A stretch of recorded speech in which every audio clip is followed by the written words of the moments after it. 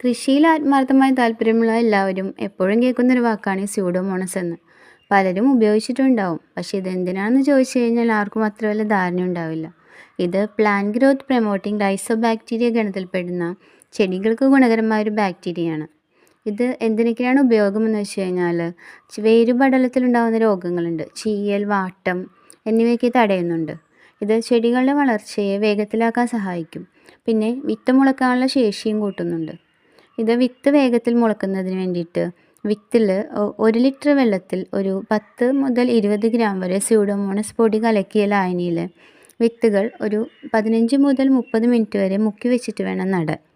ഈ തൈകളിൽ എങ്ങനെയാണ് ഉപയോഗിക്കുന്നതെന്ന് വെച്ചാൽ തൈകൾ പറിച്ച് നടുന്നതിന് മുമ്പ് നമ്മൾ ഒരു 10 മുതൽ 15 മിനിറ്റ് വരെ ലായനിയിൽ വേരുകൾ മുക്കി വെക്കുക.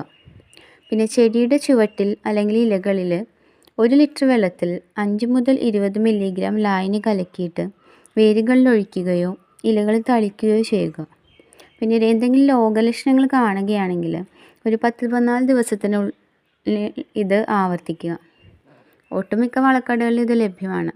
ഉപയോഗിക്കുമ്പോൾ കയ്യുറകൾ ധരിക്കാനും കുട്ടികളിൽ നിന്ന് അകലത്തിൽ സൂക്ഷിക്കാനും ശ്രദ്ധിക്കുക. അപ്പോൾ ചാനൽ ഇഷ്ടമായെങ്കിൽ എല്ലാവരും സബ്സ്ക്രൈബ് ചെയ്യുക. താങ്ക്